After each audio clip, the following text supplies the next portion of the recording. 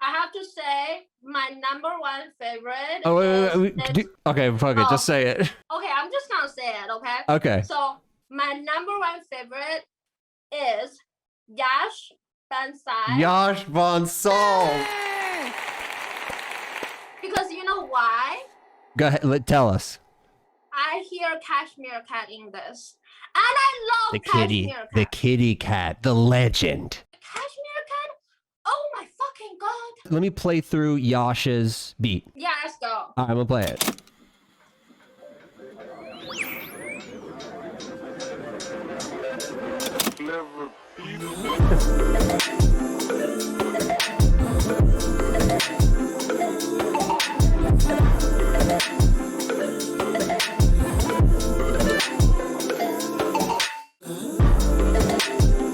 On beat, right? Yeah.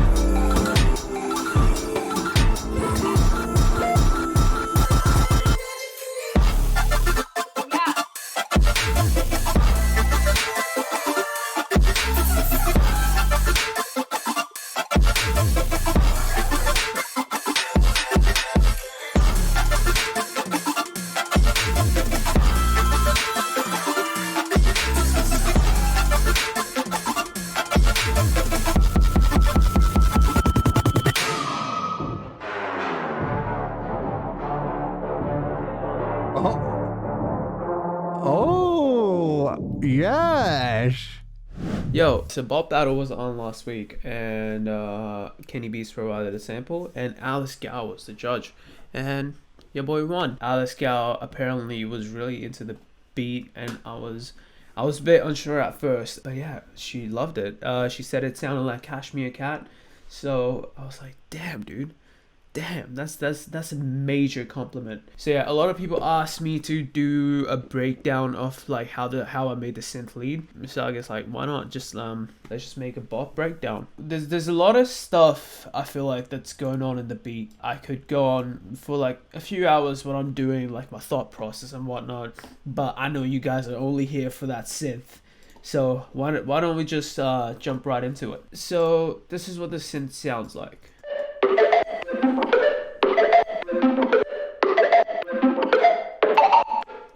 So the way I made it, it's actually pretty simple than what most people would realize. So basically all I did was, so this is the chain that I made it in, and it's a pretty simple chain. There's just a few million plugins. There's just a few million things that are happening in here. But yeah, this is what it sounds like originally when I made it, when I was manipulating the sample, just kind of coming up with something. I'll show you the part of the sample that I took. So this is the part of the sample that I took. It was like that flute melody.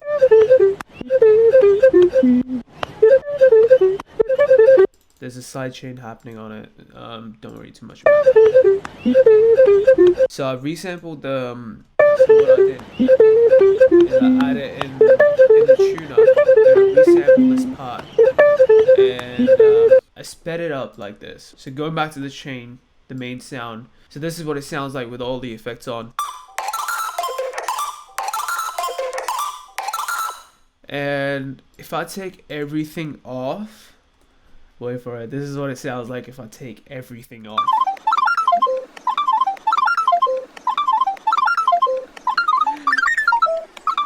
So yeah, it's something. Basically what I did is after I resampled that flute, I sped it up quite a bunch.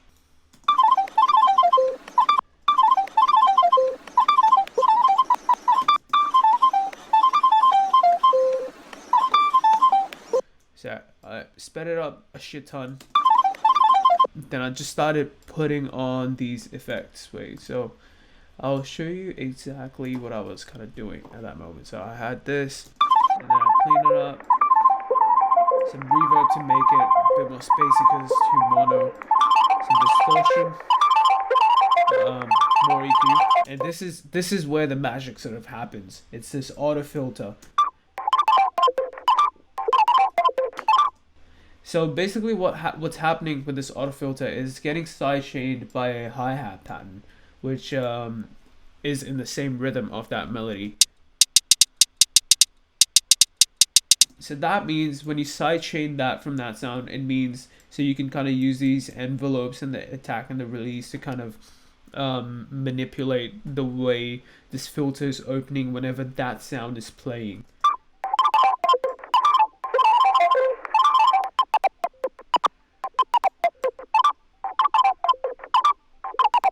So you can kind of play around with it and do things, and the envelope kind of makes sure like how much it's opening up.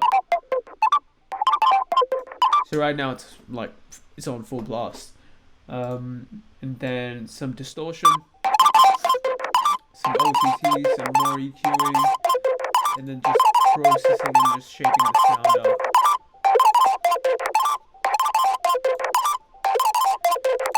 And then some more like very tight size, like short room reverb. And then I kind of went in and chopped up the melody to make it more sound like this, like the melody that I had in my head. So that's basically how I made the sound. You guys are free to go now. You guys can do whatever you want. You saw what the money sounded like. So that's kind of the sound. Then I resampled it for the breaks, and then I pitched it down. And it sounds like this, and there's a grain delay that's getting automated to open up.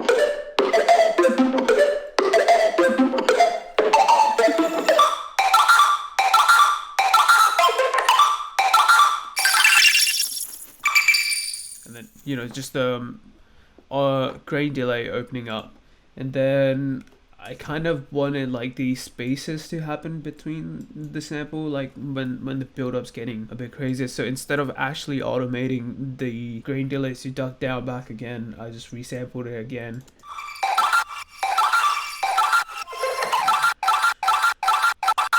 And then, you know, it comes into the drop. The main stack within the drop sounds like this.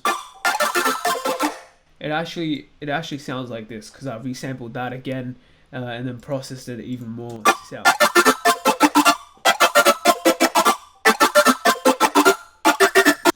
But yeah, so I'll break down all the layers. So the first layer was obviously that melody, and then the second layer is this. So basically how I made that layer was again resampling one of these bits somewhere here. So just taking one of these chops and then chopping it up again. Let me take off.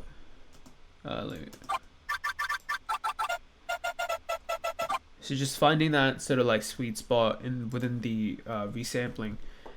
Then again, just very minimal processing, compression, saturation, distorting it, then EQing it, and then this short, very tidy room reverb again. And it gives it that metallic-y sort of feel. And then we have this layer. So I was just kind of feeling like it was lacking a bit of movement. I didn't wanted this to sound too melodic, and when you hear it in context, there's not much melodic content coming through from that. It's mainly the main lead. But yeah, this is just a loop that I found on Splice. Just some strings to kind of give it like that sort of like, I don't know, like that nylon-y feel. I don't know how to describe it. So that's the third layer, and then the fourth layer is this one. So that's basically just a super saw.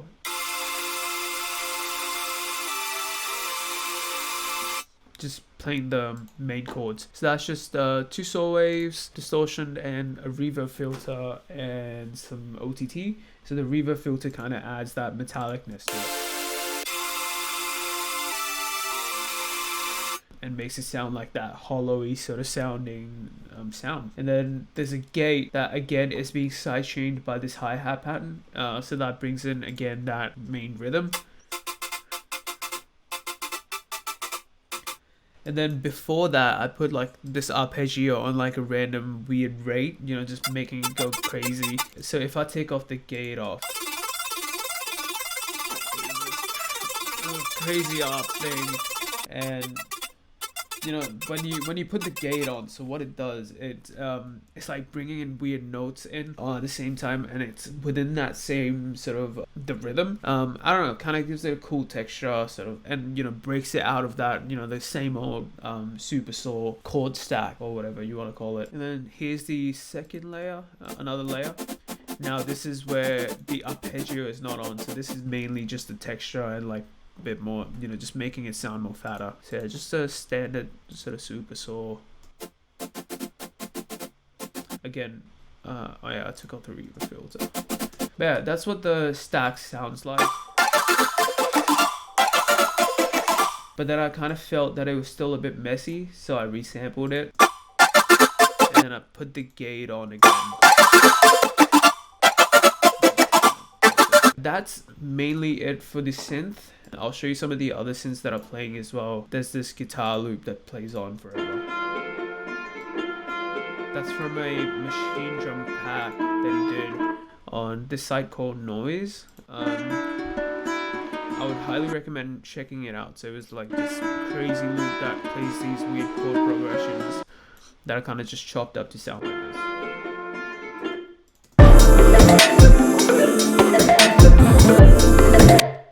Then you have these things as well. These sounds are a bit more felt, not heard. They play on every 808 hit to kind of just like add that sort of texture and like shit's happening kind of a vibe to it. So if I take it out,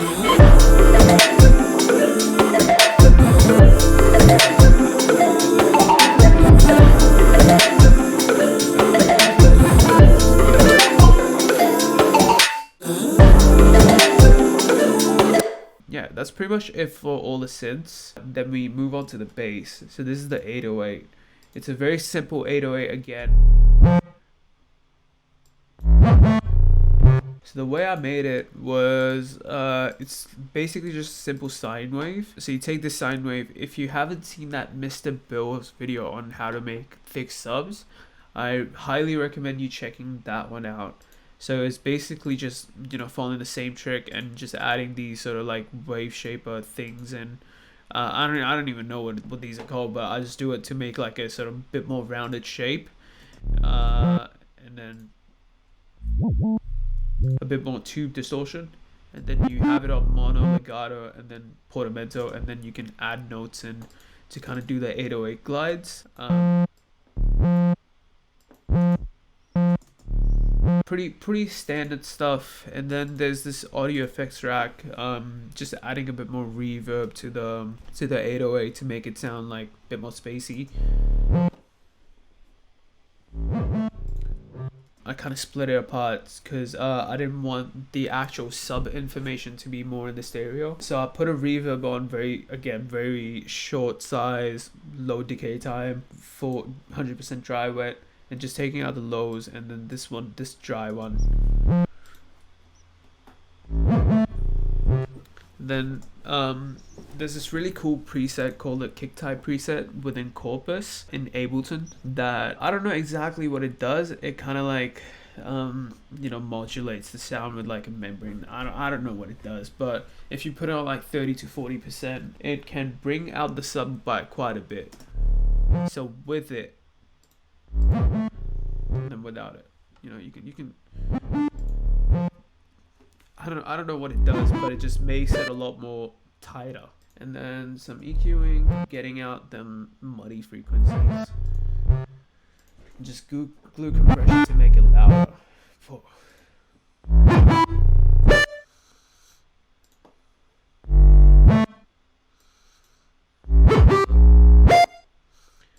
So yeah, that's the 808 on the breaks, and then this is the bass on the drop.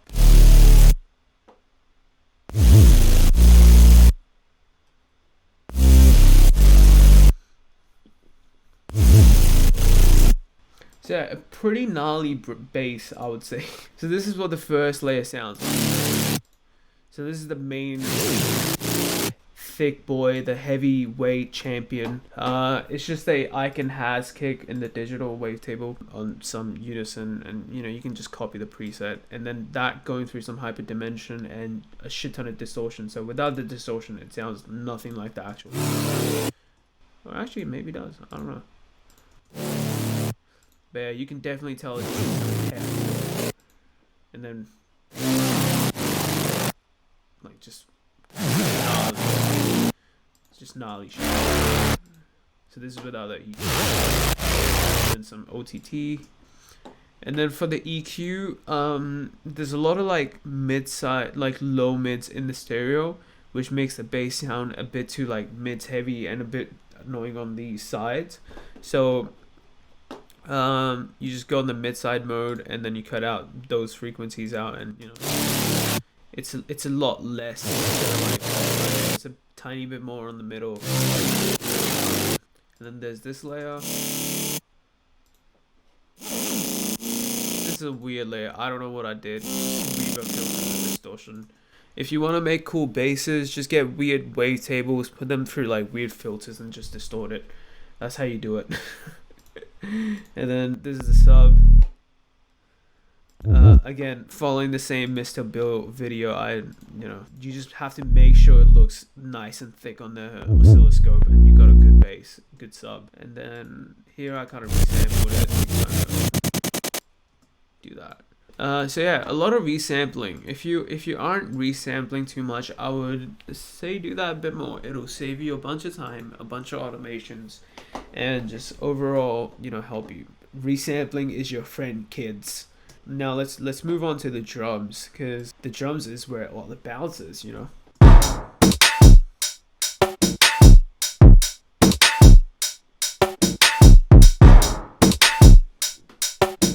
So yeah, these drums sound pretty garagey. My basic sort of like idea behind making these was to just kind of do simple trap drums, but with like a housey sort of perks. I don't know what I was doing. It was just an idea and it worked. This is my kick. It's literally just a decap kick, getting soft clipped, and then I like this sound a bit. So it was like an Ikali perk. So like an Ikali tom. I just pitched it down, saturated it, and then tight room reverb, cutting out the lows within the thing. Pretty dry, pretty wet, and then a bit more saturation. I should be doing this, but I haven't. But who cares about that?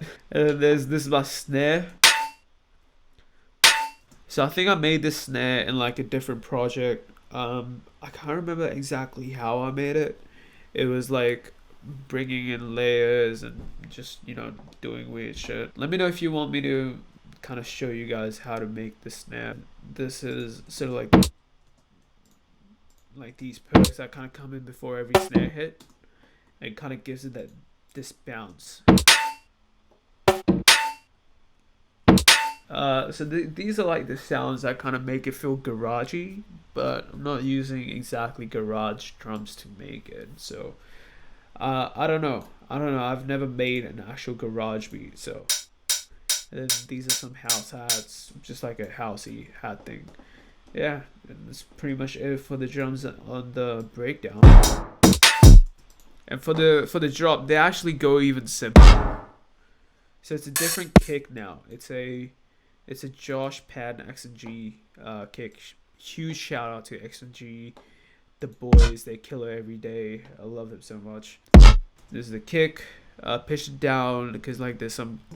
I don't know if it is or not, but it sounded cool. And then just soft clip, make up all the way up. Crush that boy up. And then again that perk coming in. And now the snare has become a chunky boy now. So it's this now, instead of like the tiny. So basically there's just another layer in. Sounds like that. This is a snare that I think a friend gave to me. So I don't know exactly how he made this one. But it sounds tight and I use it on a lot of my shit now. And then again, everything getting glue compressed together, soft clip to hell. Yeah, that's how you do it. And then for these hats, again, tiny room verb, getting sidechained by the kick of the snare, and getting panned left and right. And then on the second half of the song, of the drop, these perks.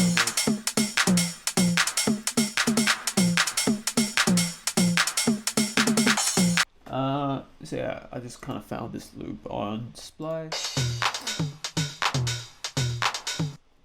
So like a housey sort of top loop. Yeah, there you have it.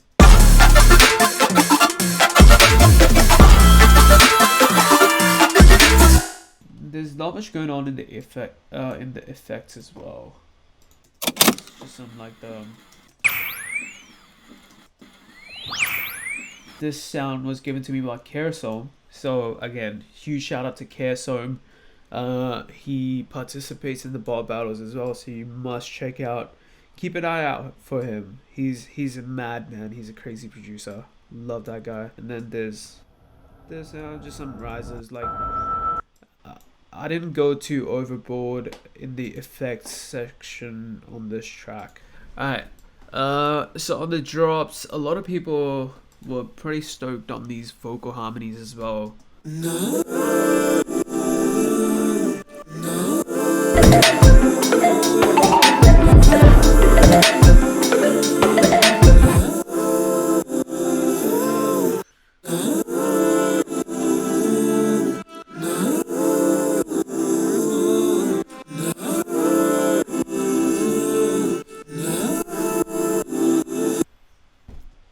So yeah, these vocal harmonies are mine, and I did them for another song of mine that will hopefully come out soon. But yeah, basically it's just, you know, me singing into the mic and just stacking them upon each other and, you know, coming up with this. So not much of a secret there. And then you have the Mr. Bruno Mars.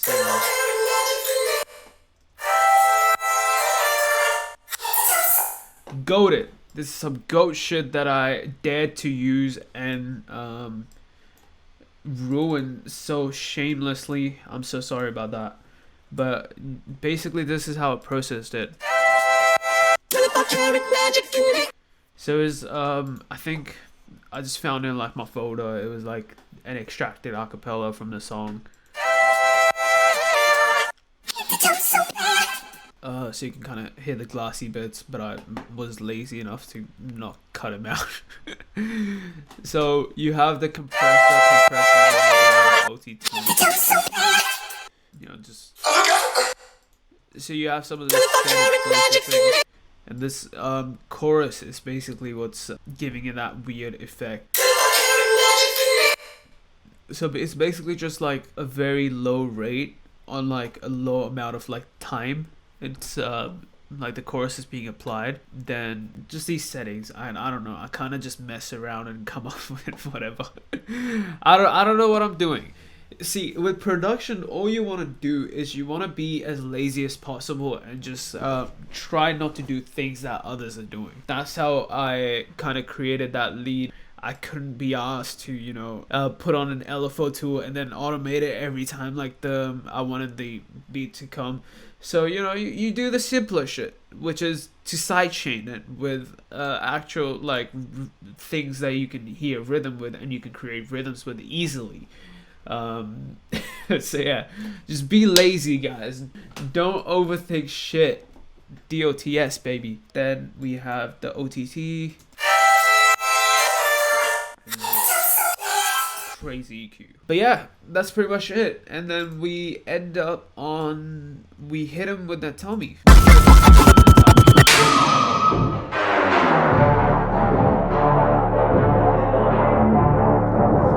song is such a bop. I did a bunch of shit in this song that I had no right of doing. Like using Bruno Mars and using such goated tracks in these. I basically cheated my way to win this. I basically, you know. But yeah, I shot out a few bunch of songs within this outro, and yeah, Tell Me just kind of fit. I was gonna do core again. I was gonna do it. I was gonna do it. I was gonna do it.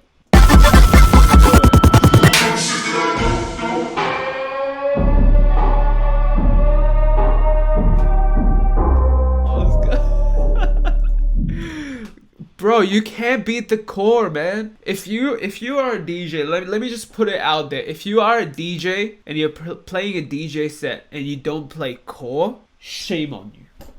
Shame on you. You know, I have no words.